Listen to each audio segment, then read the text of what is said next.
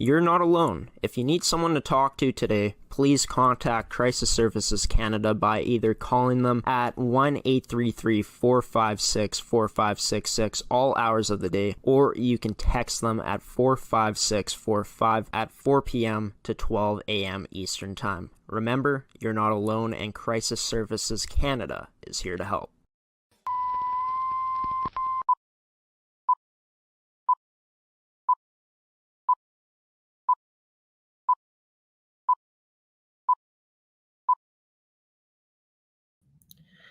Good morning, everybody, and welcome to this week's edition of Rise and Shine Manitoba here on ASTV Productions Manitoba Show, brought to you by AETI, Evolve Green, and Fabricland Winkler.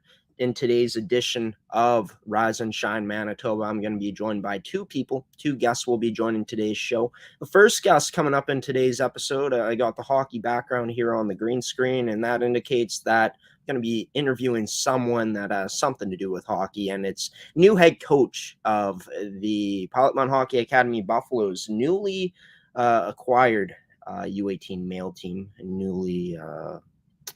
a new addition to the Pilot Mound Hockey Academy. For Billy Keane, he has a lot of experience in coaching. He takes the position of not only head coach but assistant general manager for this Buffalo's U18 Male Program that will be playing in their inaugural season coming up this fall coming up. So yeah, it's going to be awesome to have Billy Keane on the show today, head coach of the Pilot Mound Hockey Academy Buffalo's U18 Male Prep Program, as well as assistant general manager of that program, here on the first interview on today's edition of Rise and Shine Manitoba Show. And once that intro hits, Manitoba, you know what it's time to do. It's time to raise a mug or whatever you got in your hand, and it's time to rise and shine here on Rise and Shine Manitoba on ASTV Productions.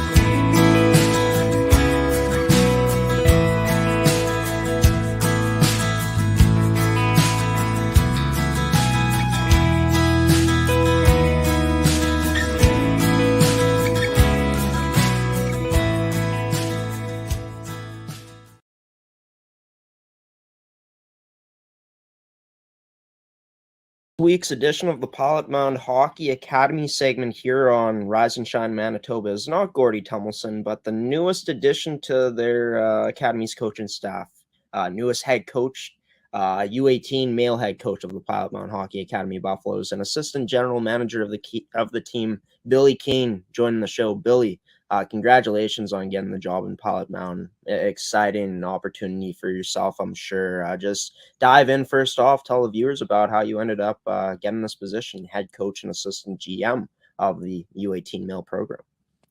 Yeah, morning, Grant. Thanks for having me. I've Ernie Sutherland and I go back decades, and I love Ernie. He's been a lifer, and he was actually my field assessor when I was completing my high performance one. Oh boy, this would have been the 80s, early 90s. And so that's a connection that hasn't gone away. So first and foremost. So, but certainly, a lot of this has evolved, through just through connections in the hockey world with Rod, Rod Collins, being a longtime hockey guy, knowing Gordy Tomlinson, knowing, Rick McConnell, those are all guys that, we've all had connections with over the years. And certainly our connection with, last couple of years for me as being the head coach of GM at the OCN Blizzard, obviously the connection between the Blizzard and the Pilot Mound Hockey Academy was pretty strong. So, we had six of our players that were Pilot Mound alumni, playing for my team last year. And so that connection obviously, was part of discussions that took place throughout the year and positive connections that took place last year. So certainly we're we're looking forward to taking on the new challenge of working with the U18 prep and becoming a member of the Pilot Mound Hockey Academy coaching team. And I say that in the sense of, I'm looking forward to, to working with Ernie and with Rick McConnell and Kyle Nixon and his staff, Dave Blatt and his staff, Rod Collins, the Collins family, Temis and Doug and Ginger and Rod. So yeah, we're looking forward to, to working together as a coaching team within a pretty special environment in Pilot Mound. Yeah, and just having that connection, of course, you being associated, being the head coach of OCN throughout the past 2 seasons, of having Pilot Mound talent come out to play for you guys. Obviously, the talent in Pilot Mound, obviously selecting them, having them on the OCN team. Talk about how nice it is coming in, just knowing the connection, knowing that familiarity about Pilot Mound, as you've talked about already, knowing the coaching staff, the staff members, and just knowing what type of talent this academy can produce. You know what? It's I'm going to be frank with you too. It's Pilot Mound. I'd never been there. I'd never seen the site until I went through, the interview process, with the Collins family. So it's a diamond in the rough. It really is, and I say that in the sense of it's been around for, for a number of years, and participating in the Canadian Sports School, the hockey league. But I'd never been on site. So, for me to walk into, Blackjack Stewart Arena, see the facilities they have there, to see what, the Collins family has prepared, with the new facilities and the new dorms, the new weight rooms, the new theaters, the new, the cafeterias and so on.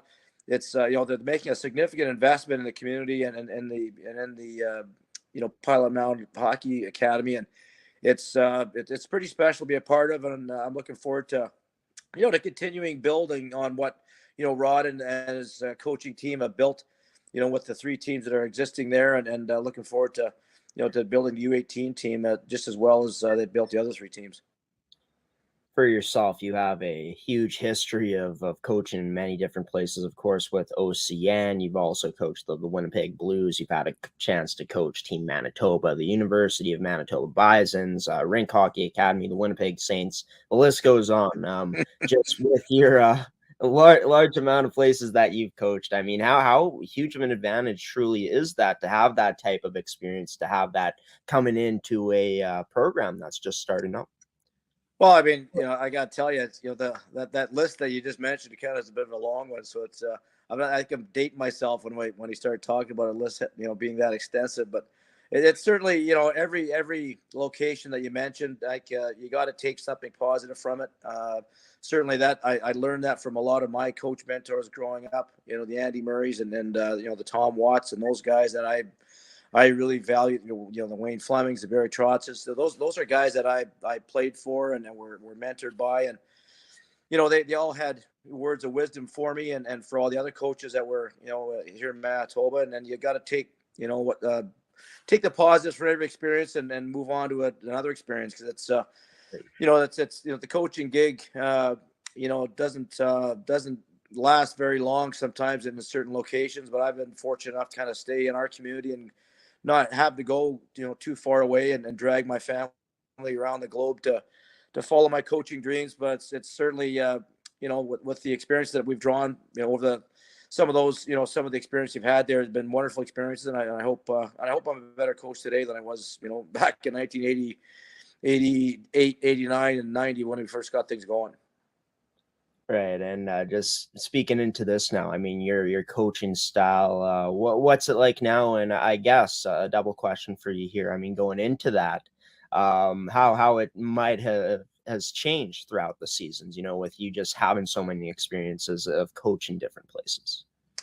It's I think it's interesting because I was an assistant coach for a number of years at University of Manitoba, where you're the good guy. Basically, like there's the good cop, bad cop, that's all part of a coaching staff. Head guy is usually the guy that can, if he's got there's got to be some frank discussions and some, any feathers that get to be ruffled, that's the head coach's job. So I was always the good guy, trying to, to pick the players up and get them, back feeling good about themselves. So I did that for a lot of years. And I think it was good for my development at that time. And then when you become the head coach, it's a different situation. So, where all of a sudden you're the bad cop and you got to have some frank discussions, and your assistant coaches become the good guys. So I think that was good for my development, where I saw both sides of it. And so certainly, heading into our situation at Pilot Mound, we've got a situation where we've got a coaching team, and that's pretty unique as well. And I think the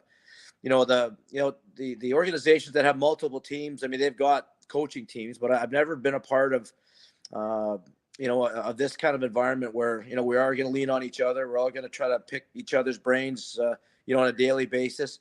Where it was primarily limited to to our staff, having discussions about our team. And now we can have the U18 discussion with a U15 discussion with a U17 discussion and a female discussion. So it becomes pretty dynamic and broad based, and I'm looking forward to that. I've read that you operated the Keane hockey program for many years. It was on the release put out by Pilot Mound on their website at pilotmoundhockeyacademy.ca. Just being able to have those years of obviously focusing on player development. I mean, obviously you've been around a long time coaching as well. Just talk about how nice that is going to be to, reconnect with that going into the player development aspect of things, because really Pilot Mound Hockey Academy, it is truly a development program. Yeah, for sure. And that Keane hockey still exists today. It's my company that I started after I left Dakota Community Center. Started with the rink, and then that I realized I still want to do my own thing in 2009. But certainly it's we haven't gotten away from it at all, really. I mean, we're still doing the skill work, the time with individuals, with small groups, with the entire teams. So not it's just a dynamic. Of whether you can, just working with, again, individuals on a one-to-one basis on the ice by themselves, working with small groups, working with goaltenders, working with defensemen, forwards, males, females. I think that's just all part of what we've been able to deal with and work with, as we've moved along through the years here. Of course, a lot of work ahead of building this team, scouting for this team, and getting the team ready to go for next season. But you've had a chance to coach with the rink early, in your hockey career as a coach.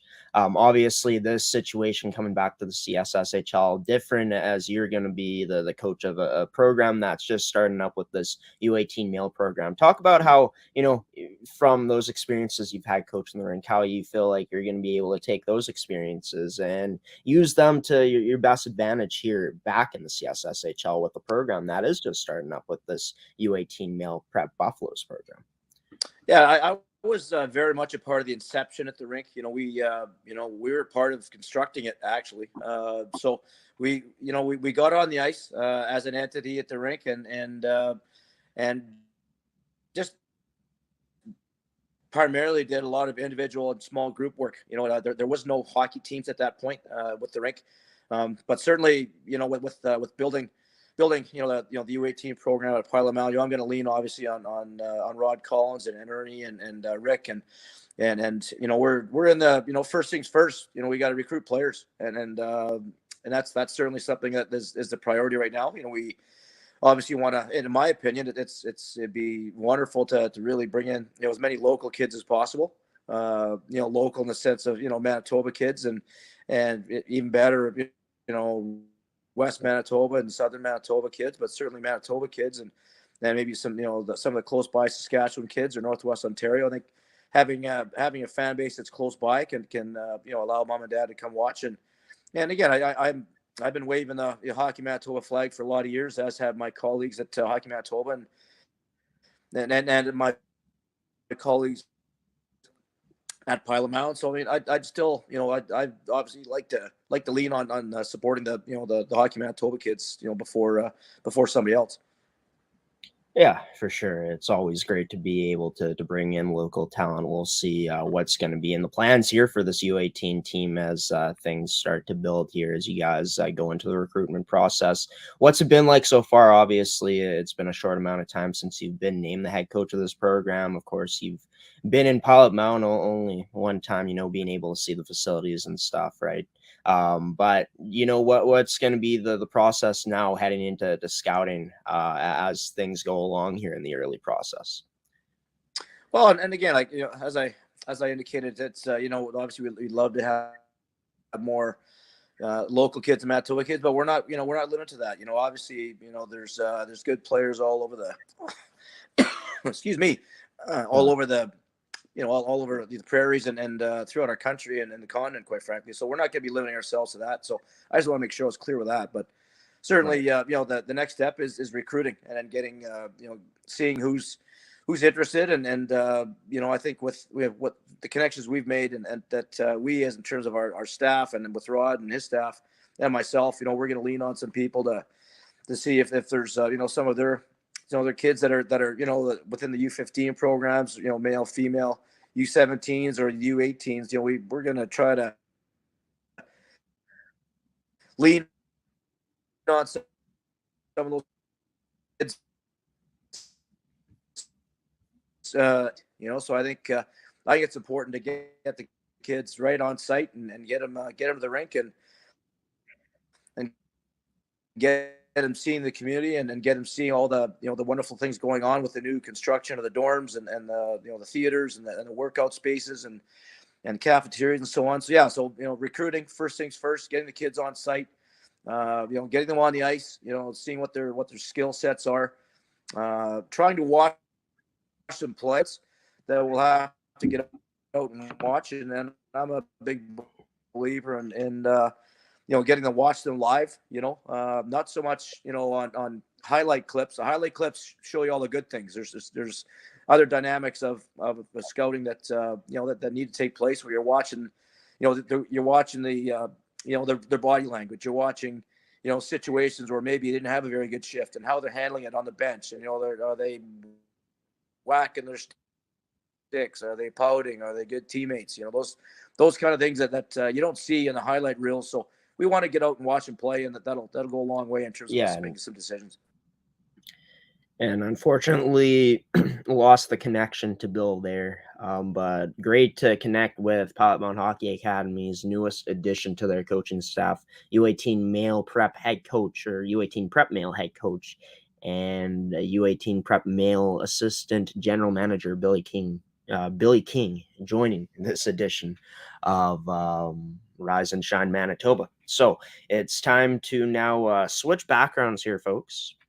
And it is now time to dive into some soccer talk. Joining me is next up on this edition of Rise and Shine Manitoba will be Executive Director of the Winnipeg Youth Soccer Association, Scott Dixon. He's going to have a lot of exciting news. Me and him are going to talk about the Team Canada men's team, their qualification for the World Cup as well. So stay tuned for that coming up after this first commercial break in today's edition of Rise and Shine Manitoba Show, brought to you by Fabricland Winkler, AETI, and Evolve Green here on the network.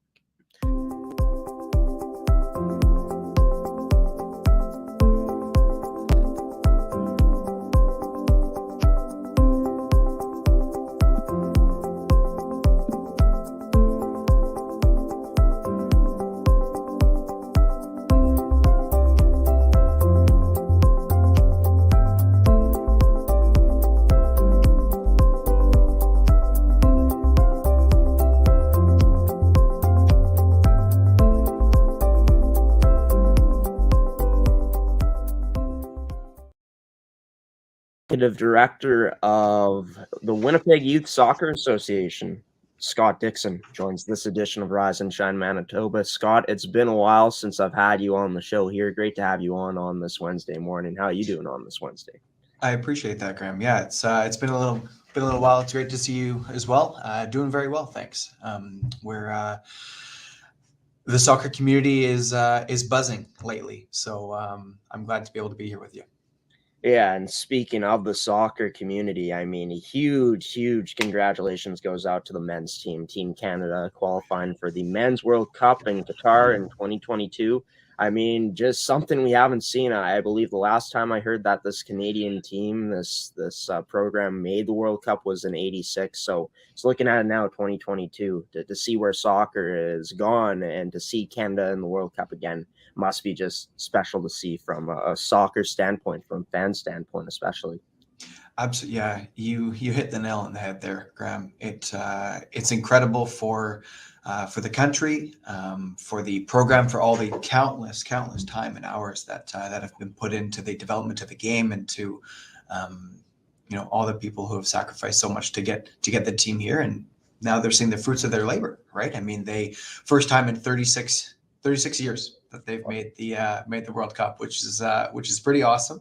The last 7 months have been phenomenal for Canadian soccer, with the women winning Olympic gold. Our hometown Desiree Scott having an Olympic gold medal around her neck there, which is pretty cool. So, and then now, yeah, with the men qualifying for Qatar, it's incredible. Yeah, a whole range of emotions when that final whistle blew and they qualified, for sure.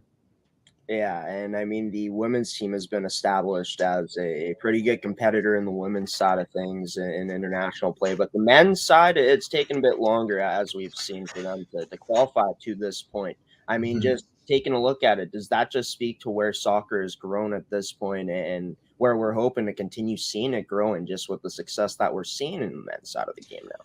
Absolutely, it does. Yeah, I think that, and you said it there too, the women have been a staple on the world level in the FIFA rankings, and they've been at the top of their game for a while. Canada has always had extremely talented teams, but with the development of youth programs across the country, and CSA really taking a really good look at grassroots, and Jason DeVos, all the incredible work that he's done as well. And then, you can't say enough amazing things about John Herdman and his entire staff, what he's done for Canadian soccer as a whole as well. To do it on the women's side, now on the men's side too, is pretty fantastic. So, yeah, it's pretty cool to see a coach that's had so much success on the women level go over to the men's side now and have success in John Herdman. Yeah, absolutely, it is. Yeah, he just the energy that he brings, and I love seeing him out there as well. He's always so excited and brings it at such a high level every single time when he's there. I saw an interview with Alfonso Davies, and he was saying, he has me ready to run through a wall for this guy.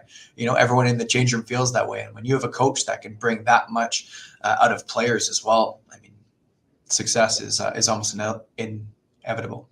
Yeah, no doubt about it. And you spoke about development, and one thing that's awesome, you were telling me about the Winnipeg Youth Soccer Association, their new single season competition model for U19 to U17 developmental and Premier Leagues. Dive into that and what that's all about. Yeah, absolutely. So our U9 to 12 developmental and our U13 to 17 Premier Leagues are participating in a single season model now, which is a dynamic shift from the normal competition structure that Manitoba has always seen. As you know, we have one season where we can be outside, and one season where, well, we're indoors because it gets a little bit chilly out, right? So we've moved to a single season model starting just this past weekend, and we're going to be running all the way through until early November. So it's a periodized calendar, and we're going to be playing on the weekends, which is another change as well, which is fantastic.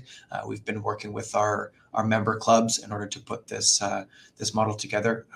The member clubs have done an incredible job of getting us to where we are right now to be able to kick off this exciting new season. So my hat's off to everyone who has been able to bring us to this point as well, and is doing it for getting the kids out there and doing it for the players. Yeah, no doubt. Just in terms of something like this, obviously planning goes into it of what it's going to look like. Just talk about the planning that went into this competition model to where it's at right now. Yeah, well, there was, I think whatever words I use right now might pale in comparison to how big of a task it actually was. There was countless hours and countless conversations and different models and different schedules and different items that we needed to look at in order to make this change as well, because it's historic. It's different than what has ever been ran before. And again, I couldn't be prouder of the soccer community for really banding together and doing what we can to make this season go forward. So we have teams from all over the province that are going to be participating in Brandon, Hanover, of course, all of our clubs in Winnipeg here. We even had teams from Thunder Bay who are going to be participating as well. So it's exciting. Yeah, no doubt to have that many that much different competition. I mean, coming in, which is it's awesome to see. Go ahead. Yeah. I was just gonna say too. I mean, we've been fortunate enough to have Thunder Bay participate in our league for a few years now during the outdoor season as well. So that adds a certain scheduling dynamic to it as well. But they are always able to bring in quality programming and teams, and I know that all of our clubs definitely benefit from having that type of competition in our league for sure. Well, speaking of the outdoor and recreational season, those are going to be kicking off in about a month here. Talk about that, the excitement going into that. Yeah, absolutely. We've got our U9 to U18 recreational season is going to be kicking off on May 2nd.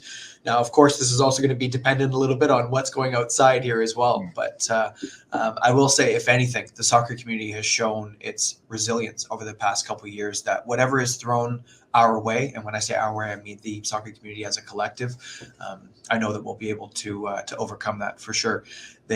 With the last year or two of COVID, having to move. Last year, we moved our kickoff back probably about 5-6 times until we actually were able to kick off. So if we need to move a little bit actually by the time that we did kick off too, there was a smoke warning. We weren't even able to kick off on the that first weekend as well, right? So unfortunately, the soccer gods wanted to do what they can, but nonetheless, we were able to kick off last year. So this year we're moving forward with everything full steam ahead. May 2nd is going to be our outdoor kickoff date, and everyone is going towards that date. So we're excited.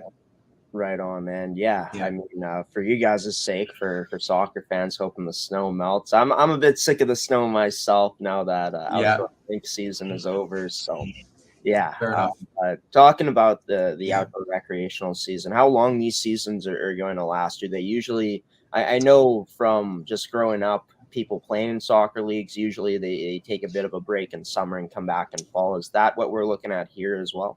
Yeah, that's what we're going to look at for our recreation stream is the U9s and 12s. They play May and June, and then the U13s to 18s, they play their league season in May and June, and then they break for July and August, and then they come back and they play their playoffs in September there. And then at the end of September, I believe it's the 24th, we have a championship weekend out at John Bloomberg, where everyone, the two teams that make it to the final, we come out there and we have a big event for them, and then we're able to get them a little bit of hardware, and they play for the championship at the end of the season, which is pretty neat. So.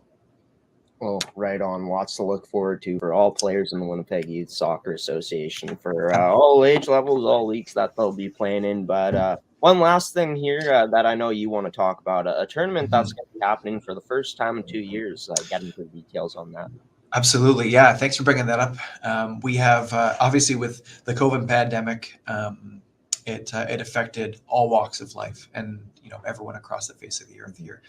And with one part of that was we weren't able to have our tournaments move forward. That was part of the public health order. We were this close to having our golden boy this past year. Unfortunately, just due to the timing and the current public health orders at the time, we weren't able to move forward with that. So our first tournament coming back is going to be this year. It's going to be June 1st to 5th. It's going to be the Boston Pizza Players Tournament. It is again, that's going to be out at John Bloomberg. It's going to be a fantastic event. Obviously, we're hoping for some nice weather that everyone can come out and enjoy it too. But even if not, we know that soccer community is pretty resilient. They'll be out there no matter what. Parents will be out there cheering on their kids as they always do, which is what we love to see. So we're really excited to be able to have a have a tournament for the past because the past couple of years not having one was tournament experiences are fantastic. So we're definitely excited for that.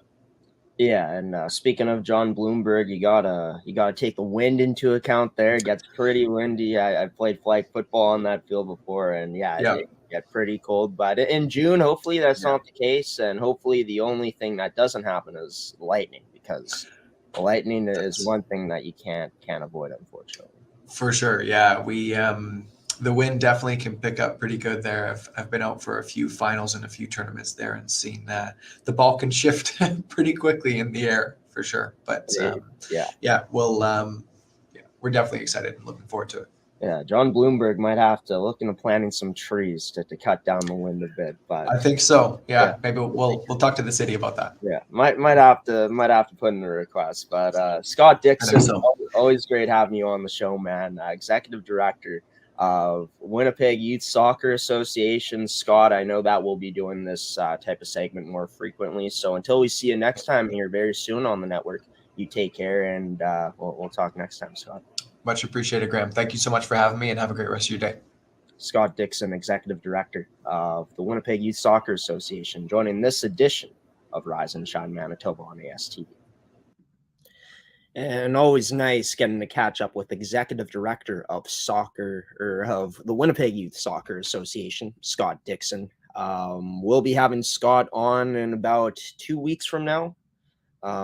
So yeah, stay tuned for that. Gonna have him on a bi-weekly segment here talking about the Winnipeg Youth Soccer Association, all the fun stuff they got lined up, all the stuff that's that might be going on with them coming up in 2 weeks. So yeah, stay tuned for that in about 2 weeks. But coming up after the commercial break, everybody, I'm going to be ending off today's edition of Rise and Shine Manitoba. Not Coffee with Graeme, of Rise and Shine Manitoba. Well, it won't be the end of the episode, but it will be the final segment in today's edition of Manitoba's show. Graeme's Opinion coming up next here on Rise and Shine Manitoba on ASTV Productions.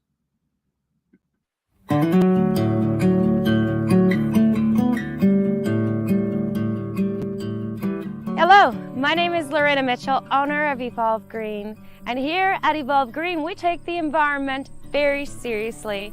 We have a 10 kilowatt solar system that offsets our main facility by 75%, as well as maintaining natural prairie on our grounds. Our mission, creating renewables that work for you. I started Evolve Green in 2008 with a passion for the environment and wanting to change my corner of the world. And that remains the same today. Through design, consult, and installation, we provide renewable energy systems and storage integration. Here at Evolve Green, we help Canadians rethink power and storage to help fortify our children's future. To learn more, visit evolvegreen.ca.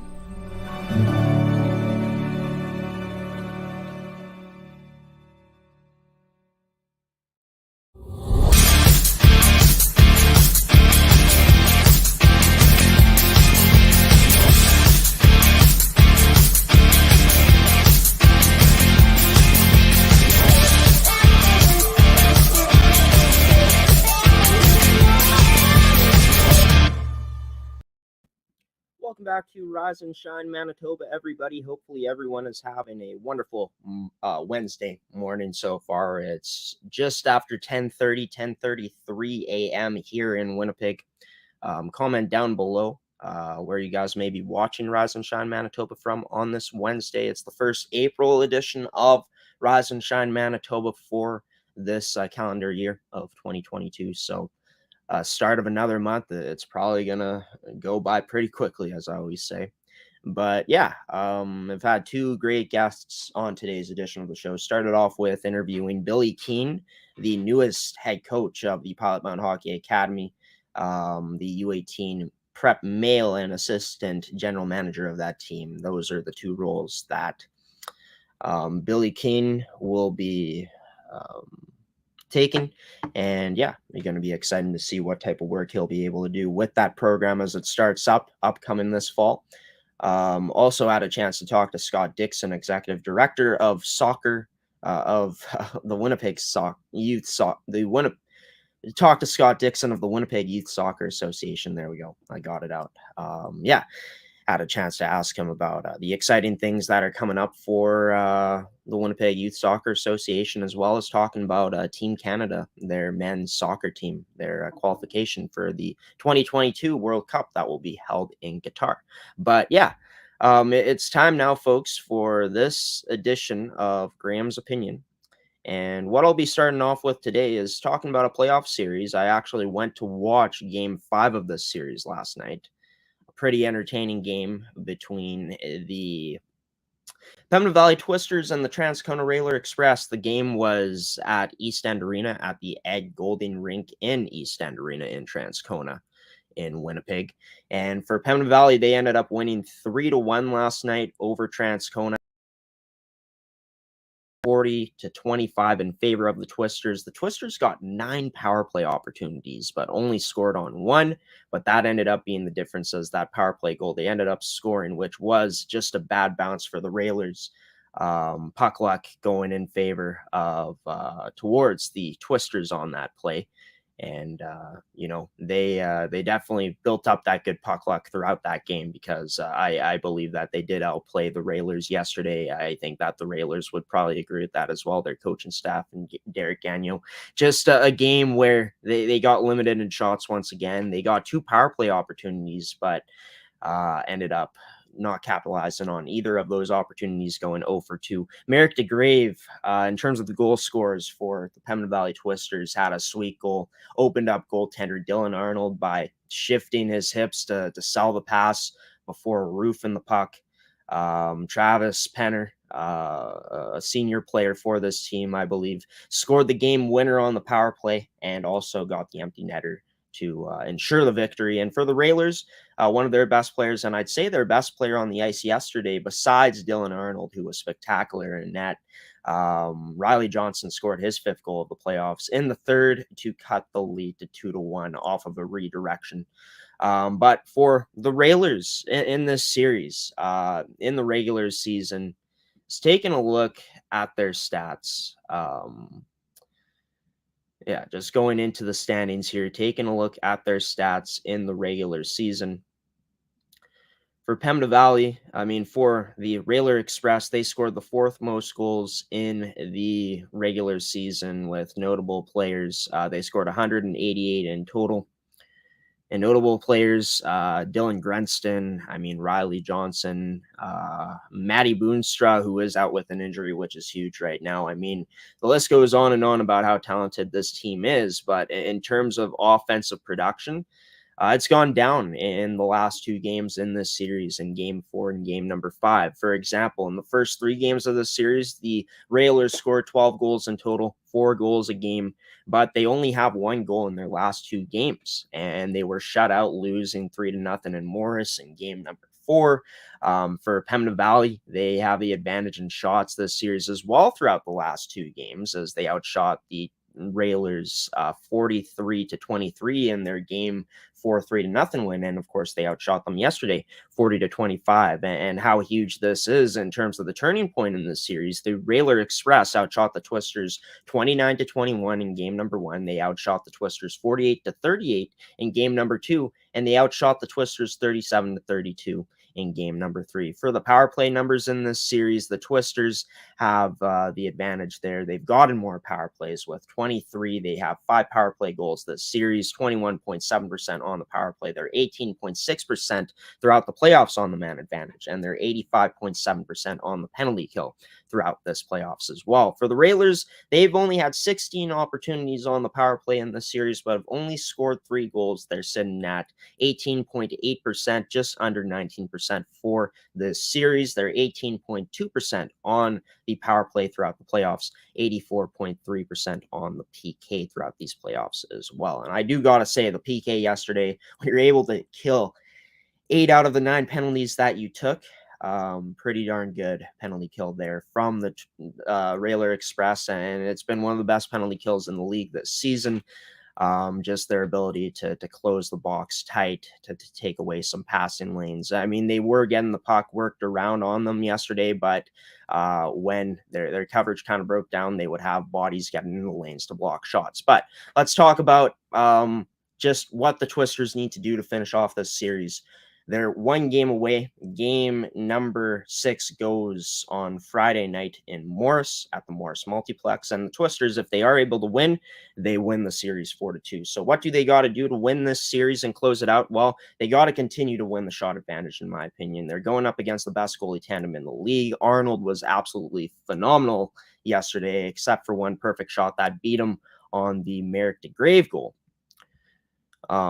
He was pretty solid. Of course, a bad bounce on the power play goal that ended up winning the game for the Pembina Valley Twisters as they went up 2-0 at that point. 3-1 was the score in total. So that game winner from Travis Penner. But yeah, continue to control the shot advantage, put the pressure on this team, this Transcona Railer Express team, put the pressure on their goaltenders because, hey, the ugly goals which happen, those are what it's going to take essentially to beat a goaltender, to beat this tandem throughout a series as it's gone. But I think that the Pembina Valley Twisters also need to continue to force turnovers. They were forcing a lot of them yesterday with active sticks, good on the forecheck, always buzzing, and also containing the Railers' big guns, I think is going to be a huge thing. Of course, with Matty Boonstra out, they got a bit of a disadvantage in terms of that top line with the Railer Express. Not a disadvantage, but less scoring power up front, right? Without Matty Boonstra. Matsumo, the captain for the Railer Express, looked very good in yesterday's game, but would definitely be nice for the Railers to have Matty Boonstra back. But that doesn't matter at this point because you got Grunston still. You got a guy like Riley Johnson, as well as a guy like Matsumo. You still got depth up front. So with those big guns, you need them to step up. And I think that the Railers, for them to be able to get back into the series, they need their big guns to step up. And for the Pembina Valley Twisters, they just need to continue to contain them. Only one goal from this Railer Express team in the last 2 games. And I think for the Twisters, they need to continue to apply the pressure. When they were doing that yesterday, good things happened. They were getting more puck possession than the Railer Express. They were forcing the Railer Express to make turnovers, some bad passes as well.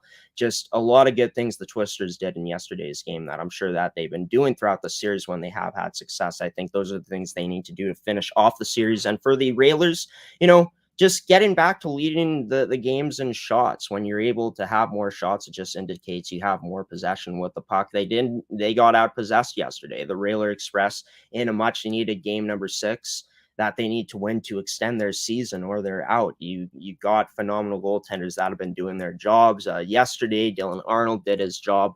And yeah, I think just controlling possession again, limiting the turnovers as well, and not getting into so much penalty trouble. Now, the penalties yesterday, I think that they were unfair in terms of they weren't calling the game both ways in a lot of senses. There were a lot of things that the Twisters were getting away with. But if you're Transcona, you can't be taking any retaliation penalties. And those were things that were happening yesterday.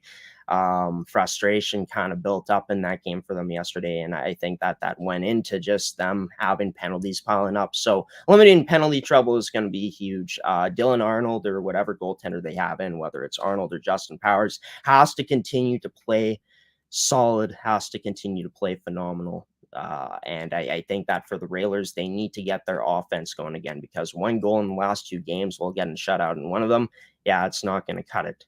And for this Railer Express offense, I mean, it doesn't even have to be pretty goals. It can be garbage goals banging away at them. It doesn't have to be pretty. They don't ask how, they just ask how many, as the old cliche goes. But yeah, those are my keys to this series moving forward for the Twisters and Railer Express.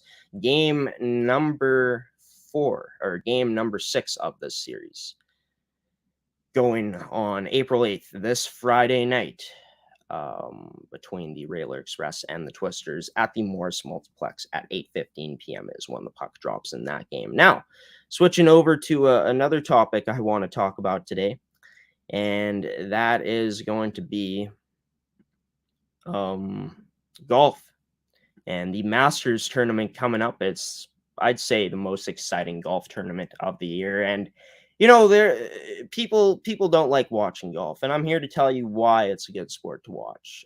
In my opinion, at least, I enjoy watching golf. I know a lot of people hate watching it because they find it boring, but for me, I know that people love high intensity sports, and I love high intensity sports, right? I mean, I grew up playing hockey, not at a high level at all, but I grew up playing hockey. I love watching football, basketball as well, March Madness more so than the NBA. But those are more high intensity sports, right? Than golf. Golf is considered a sport where it's more so relaxing, I guess.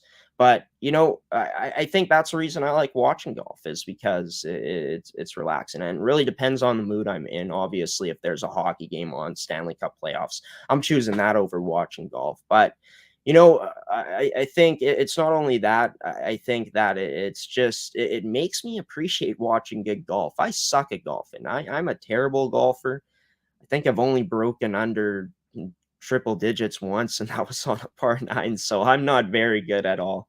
I'm terrible at the sport. So just watching the best of the best in the world playing, it always makes me appreciate just how talented these guys are at the sport, or girls as well if it's girls golf. But I mainly watch guys golf. But even though I suck at the sport, I think the reason I like watching it, I think the reason why many people watch sports that they like, whether it be hockey, football, maybe you're a soccer fan, maybe you're a basketball fan, whatever the case may be. If you like the sport, I think that you most likely, more times than not, will enjoy watching it. And I like golf, even though I suck at it. But I don't know. There's just something peaceful, beautiful about watching the sport, watching the ball be hit, the type of strokes that these players have out here to do the things that they do. I mean, Tiger Woods coming back to play, and he feels like he has a chance to win. That would be just amazing to see. I mean, there's just I think that's another thing. There's always some good storylines in the sport as well, and I think that goes with any sport. So overall, I mean, I get why golf isn't the most entertaining sport to watch. I definitely don't put it up as one of the most entertaining sports that I've seen in my lifetime, or one sport that I would prefer watching over hockey or football. But when it comes down to big tournaments like the Masters, and by the way, in my background is a picture of Augusta National, the course that they play on the Masters every single year for the whole course of time. But yeah, I mean, I think another thing that gets me hyped up is a huge tournament like this. I mean, it's the Masters. It's the first major of the year, which means it's one of the 4 big tournaments. And yeah, I mean, just relaxing, makes me appreciate it. And yeah, it's a sport that I like watching, that I like. So I like watching it. But yeah, let's move into a rant to finish off today's episode. And what am I going to use here? Not too sure. I'll just go back to the hockey rink. Actually, we'll stay on the golf, because kind of has something to do with what I'm talking about. Not really, but there's golf courses that are driven on golf courses. I'm not talking about golf carts today. I'm talking about Winnipeg drivers once again. I've already talked about them. And yeah, I just want to rant that there's just, yeah, I don't know. It's just yesterday on the road, people were cutting people off. People weren't signaling, and yeah, it causes mayhem. One time I thought it was pretty ridiculous. I'm not sure if I've told this story before, but I had the go ahead on a light. It was a green light. It should have been my go ahead, but then a guy starts turning. Like, what are you doing, buddy? When I had the go ahead, I had the green light. I guess he had a green light as well, but he had to wait for me to turn because he has to yield to me. But then this guy it was a guy, he really waves me in like he had the right of way to go. It annoyed me. It's just some drivers are just so. I mean, I'm not calling myself a world-class driver or anything like that, but some drivers just get on my nerves out there on the road. When you don't signal, I mean, you got to signal for a reason. It keeps everyone safe on the road. Cutting people off is no fun as well. Not going the speed limit is the worst. Obviously you don't want to speed, but it's okay to go the speed limit instead of going 10 kilometers below or 15 kilometers below the speed limit. That is something that is always annoying, especially when you are trying to get some places. But yeah, I mean, that's my little rant on Winnipeg drivers. I'm sure that there's drivers bad in the world everywhere, but yeah, I mean, just driving in Winnipeg, it's been pretty crappy with the type of drivers that are out there sometimes that, you know, make some stupid decisions. And like I said, I'm not a perfect driver myself. I've definitely made mistakes, but just feel like some of these drivers don't entirely realize it. And one thing that I cannot stand is just how bright the lights are now with trucks, especially. Now I know they're not brights, but you know how annoying it is with how bright the lights are. I mean, obviously it helps seeing the road, but with how bright the lights are in my back mirror, kind of blinding sometimes. But I digress. I mean, awesome to have a license, but sometimes there's just some bad drivers on the road. But that's like anything, right? There's always going to be some bad apples. So that's going to do it for Graeme's opinion today, folks. Leave a like, leave a comment if you enjoyed it, and yeah, excited for that game 6. Won't be able to make it out to Morris because that's quite a long trek, and it's late on a Friday night at 8:15 to get out there. So yeah, kind of hoping for a game 7. Would be awesome to see this series go 7 because every single game has been tight in this series. And yeah, I think that it's just going to come down to which team really shows up to play their best game in that series. Yeah, that's what I'm going to end off with. For Graeme's opinion, we are going to go now to a final commercial break here in the show. You've been watching Rise and Shine Manitoba on ASTD Productions. Stick around for some final words after this commercial break. Why go solar? Solar is better than ever. Our revolutionary design and inverter equipment with the latest in solar panel technology for the ultimate in-home and business security. That's right, I said security. Grid security and security of your home are linked. Fortify your future today with a battery backup system. No maintenance, quiet running. Did you know in Manitoba, grid-connected, off-grid, and battery backup systems are 100% right off in the year you purchase for any company or farm? Do you want to back up your internet, keep your tills running, and the lights on? We can install a system that is right for you with battery backup fully capable of taking on all those essential loads and keeping you running. When you call our experts at Evolve Green, ask about getting your free energy audit today. Call or email today to find out what system works best for you. 1-866-5EVOLVE or support@evolvegreen.ca. Also, be sure to check out our website at www.evolvegreen.ca.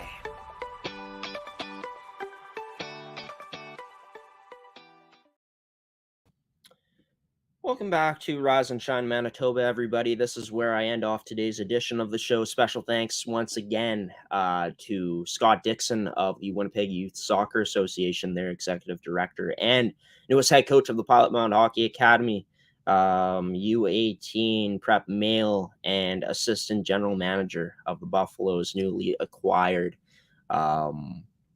U18 team, Billy Keane. Special thanks to those two for coming on the show. Special thanks to you, the viewer, for tuning into today's episode as well. And a special thanks to our sponsors of today's edition of Rise and Shine Manitoba in AETI, Evolve Green, and Fabric Land Winkler. Hopefully you guys enjoyed Graeme's opinion as well today. Hoping you guys are liking the new style that I'm going with, talking about more so amateur sports and just I mean, I've been given rants before, but yeah, I hope you guys are enjoying the new type of format I am doing here. The way I'm covering stuff on Graeme's opinion is what I'm trying to say. But for Rise and Shine Manitoba, this show will be returning next week on Wednesday at 10 a.m. Central Daylight Time, which is Manitoba time in the Central Daylight Time Zone. You can be sure to catch that edition of Rise and Shine Manitoba on our website at astvproductions.com or Amateur Sports TV. Either one of those works. Also watch on our Facebook at ASTV Productions and on our Twitter as well at Amateur Sports TV. Be sure to also tune into that edition of Rise and Shine Manitoba. I guess on our social media pages, not to tune in there, but to tune into the guest list that will be released.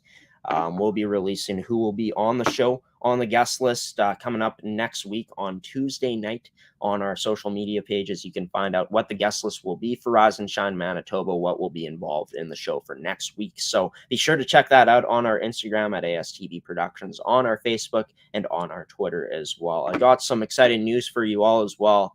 Sure that you've heard about it as well on the network. We've been talking about it quite a bit, but we are covering the 2022 Western Canada Hockey Exposure Camp here on the network coming up on May 6th to May 8th. Be sure to check out our shows here on the network. Coffee with Graeme on Tuesdays and Thursdays, as Cody Wall on Off the Wall with Cody on his segment there. We'll be coming on to talk about some players in the next few weeks leading up to the tournament, to break them down, giving some backstory about who they are and what we should be expecting out of these players, as well as for Seth Rock.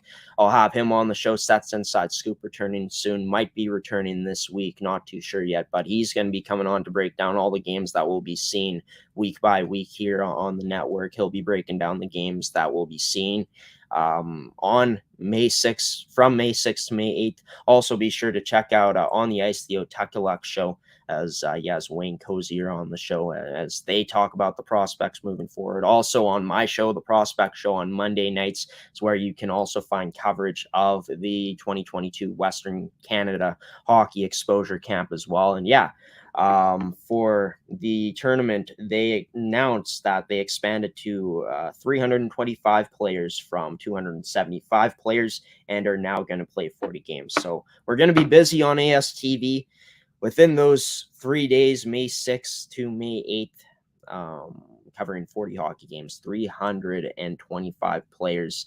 And just to let you guys know, games will not be on Facebook or on YouTube for this tournament. They can only be seen, all games will be seen on amateursports.tv on our website. So can't check it out on Facebook or YouTube, but check out our website at amateursports.tv. Coming up from May 6th to May 8th, as we'll be in Calgary for the 2022 Western Canada Hockey Exposure Camp. But that is going to do it for today, folks. For me today here on Rise and Shine Manitoba, I've been your host, Graeme Forsyth, giving you the salute and the peace out here on this Wednesday morning. And until next Wednesday morning, folks, when I see you again, have a wonderful rest of your day today. Have a wonderful rest of your week. Have a wonderful weekend as well. Stay safe out there. Go out inside and enjoy the nice weather if it's nice where you guys are at. The snow is melting here slowly in Manitoba, but it is snowing also today. So it might be the day to stay in, or might go for a walk, depending on how nice it is outside. But yeah, that's it for me, folks. Graeme Forsyth, host of Rise and Shine Manitoba show, signing off now. Once again, giving you the salute and the peace out. Until next time, folks. Until we see you all again next Wednesday. Have a good one. Take care. So long, everybody.